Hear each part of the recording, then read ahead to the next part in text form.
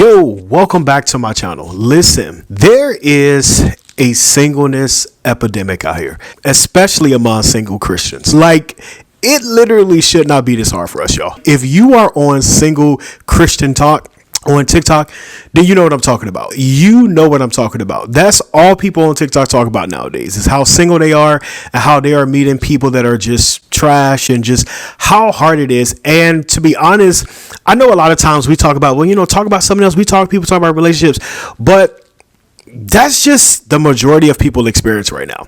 Is it the fact that they are single and they are not having successful interactions with the opposite sex? And I did like a short video on TikTok some time ago where I was just talking about why I think people, including myself, why I think people are single. But I was just like, I'm gonna bring this to the local YouTube.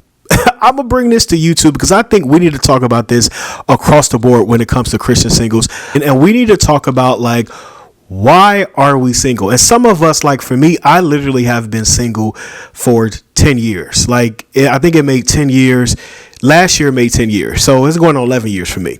Anyway, let's get into it. In this video, I'm going to give 5 reasons why I feel like you and I are still single. And this video is not for judgment. This is not to get you to change your mind or to do anything different. This is just strictly for educational purposes. Kind of, you know what I'm saying? And this is just to make you think, you know what I'm saying? Just to bring awareness about why there are so many singles out here. All right, let's get into it. Number 1, the reason why you still may be single is because of visibility and location. What do I mean by that? So I was talking to originally how this video came about. I was talking to this girl and she was just like, it's just so many people on TikTok that's single. Why can't we find each other? And I said, that's the problem. I said, a lot of us spend all day online seeing hundreds of people alike, that's good men, good women, saying how they can't find nobody, and we think, why can't we just find each other? And then you go back to your local church, your local neighborhood, your city, and there's only like one kind of that person there, and that's you. And so it's just like you see some of the same people saying that they want the same thing online, but your reality seems different. You know what I'm saying? Like, it's almost like this whole thing with 2819 church. A whole lot of people are, hungry for that type of word and revelation because they feel like they don't have that at their own church or in their own city. So you got people online that saying, where's a church that's like 2018 in my city? And that's the same way with singleness. Like, I see, like, there are a ton of people that may be your type, your speed, you know what I'm saying, that may be suitable for you online, but you don't see that in your city. You don't see that in your church. And so then you might have to ask yourself, well, where are those people in my city?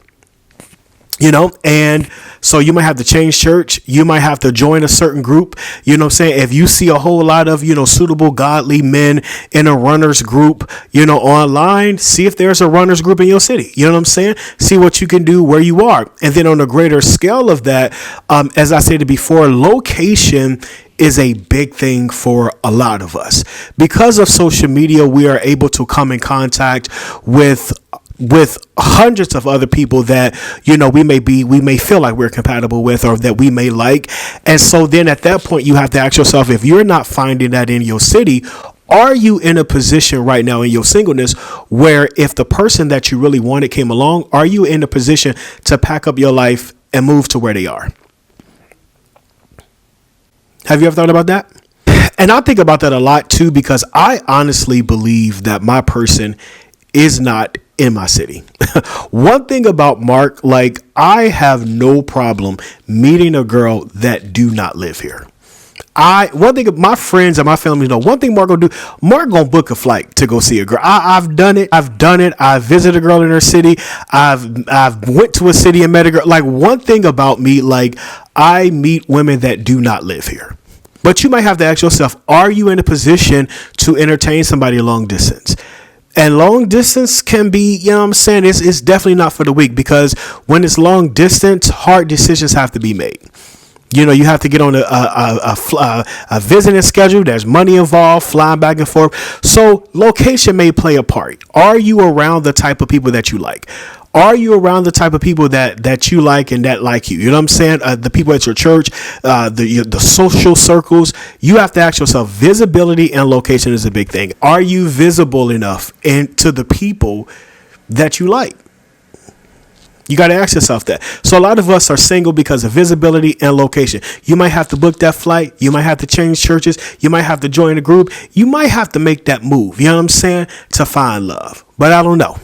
All right, the number 2 reason why you still might be single is because of extremity of physical preference. This is a big one. Now, before you turn this video off, I'm not here to judge you. I am definitely of the belief that God wants you with somebody that you are physically attracted to. You get no argument from me there.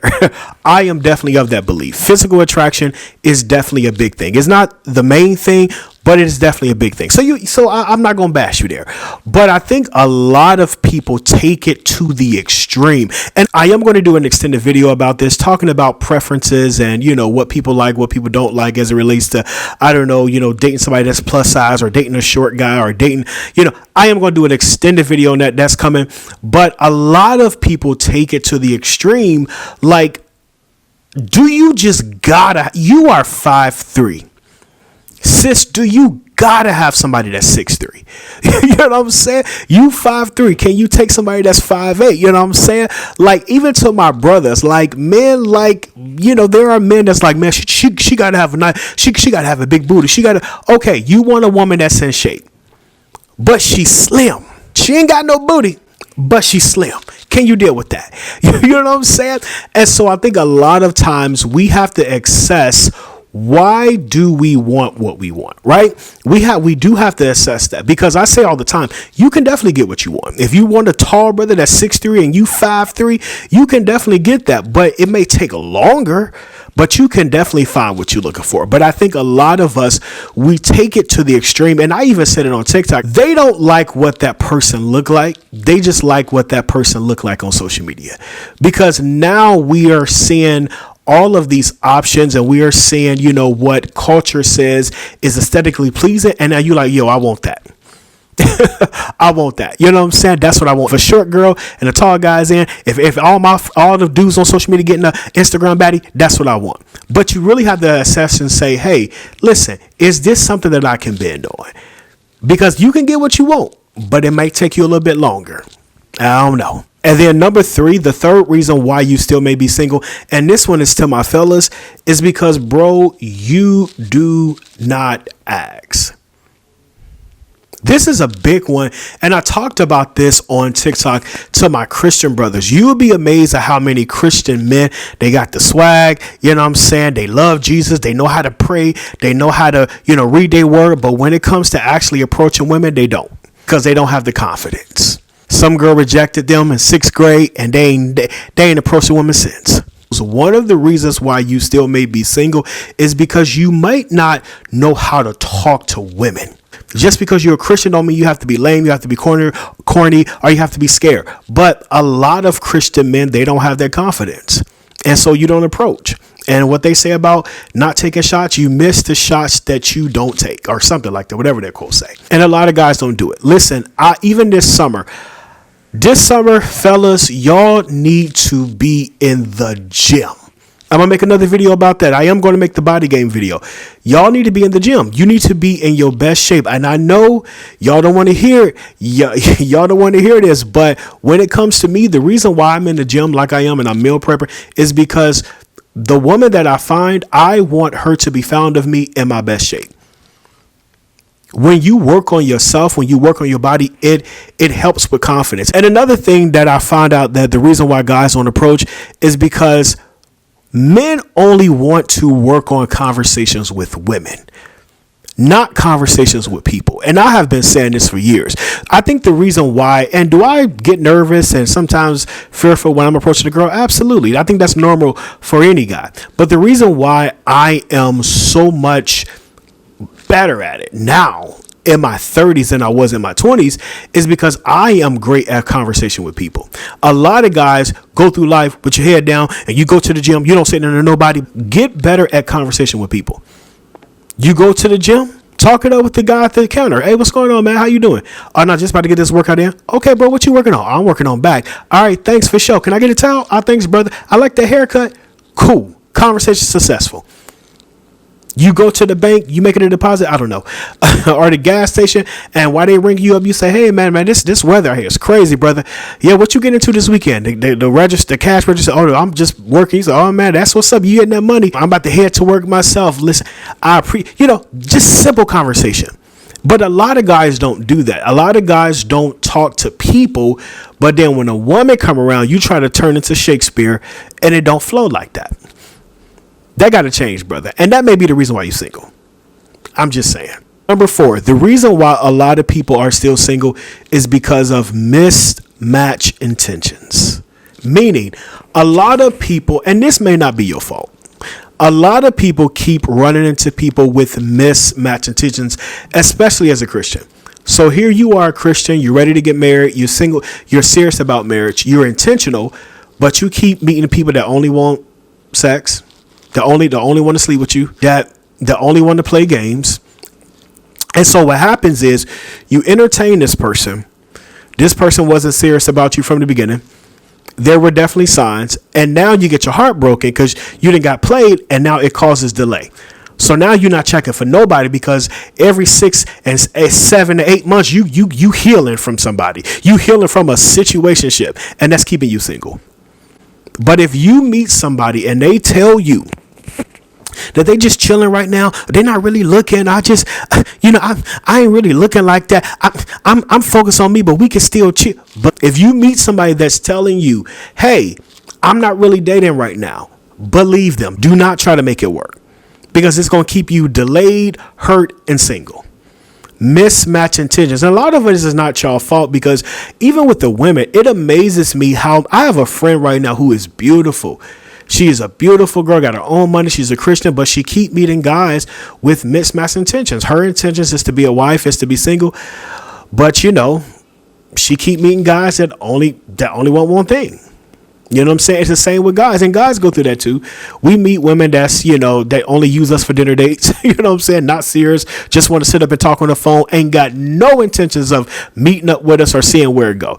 So listen, recognize those signs early of mismatched intentions. All right. Number 5. I think this right here is a huge one. Number 5 reason of why you still may be single is because you give no grace. You want things to be perfect the first time. Now, I didn't talk about y'all this whole video, right? Let me talk about me. Now, where I don't give grace at is if I meet a girl and we're texting, and every time or if I DM you or if we texting or whatever, every time you message me, you got to take 2 hours to respond.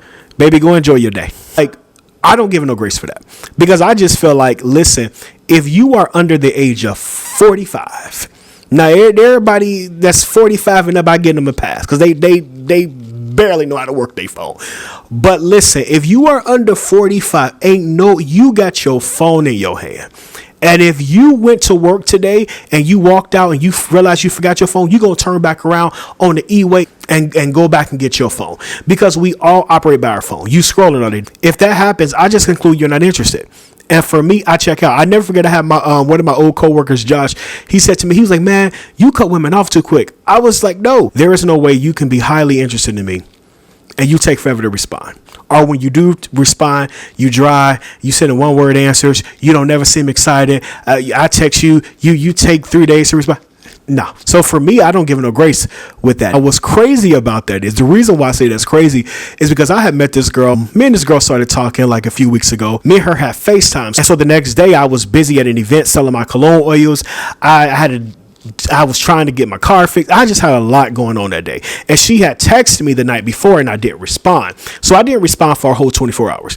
And that girl sent me a voice message. Y'all, she let me have it. She literally went in on me. And it's crazy because I was thinking to myself, I said, "Now, Mark, if this was you on the reverse and a girl did that to you, you would cut her off right then and there." Because she was like, "I'm done and you ain't got to worry about me no more, and don't call me." I was like, yo, you got to give me grace. But I said to myself, I was like, "Now, Mark, if this was you on the reverse, she would have been cut off."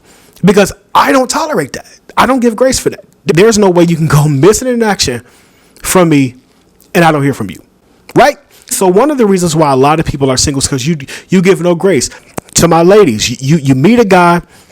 You're attracted to him. He's a Christian. He treats you well, all of that. But the only thing is, he ain't got no car. And for you, that's a deal breaker. You have no grace for this good, upstanding brother who ain't got no car. Cause your mama told you at 16, don't let no man use you. And if he ain't got no car, he can't da da da da. And listen, you haven't asked this man now one question about, so when you gonna get a car? Where's your car? Is your car in the shop? You know what I'm saying? But you have no grace for that. Same with my brothers. My brothers are the same way. But I think a lot of singles, we want things to be perfect the first time.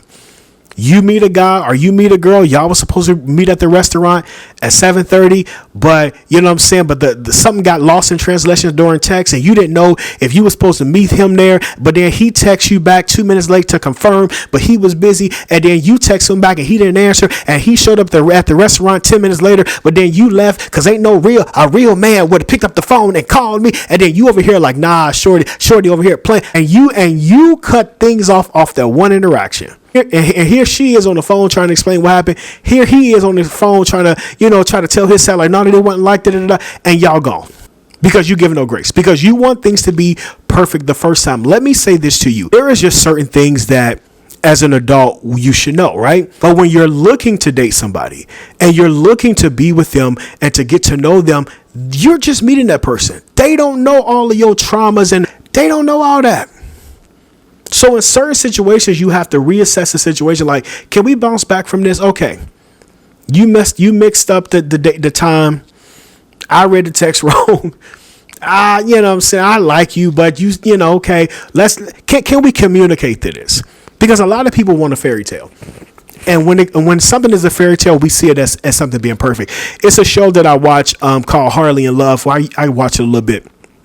And there was a couple on there where something was happening where the two people just couldn't settle on like when to talk, or the communication was off. Like the communication styles was off from them. And in my opinion, you can tell that the girl was kind of open to getting to know him. And you can tell that the guy on his end, he was open to getting to know her. But when it came on the show, you have to do a recap of like, the first date or whatever. And you can tell that it was just, in my opinion, it was like a communication hap. But both of them was like, oh no, it's cool. We're going to go our own separate ways. And I'm just sitting there thinking like, if y'all just would give this, now that y'all have talked this through live, maybe y'all just need to go have a conversation behind closed doors and say, hey, this is how I communicate. And this is kind of what I expect. And then the other person say, okay, but this is how I communicate, and this is what I expect, and then go from there. But they were like, no, we don't need to try to get rid of it. And it's just like a lot of people, they give no grace for the other person because you expect this person to know your traumas, to know how you expect it. You want everything to be perfect the first time. And that may be why you still single. But listen, those are my top 5 reasons why I feel like a lot of people are still single. Do me a favor, comment down below in this video. Let me know which number are you. Be transparent with me, or comment down below and comment some other reasons why you think people are single today. And let's have a conversation. And I will catch y'all in the next video. Peace.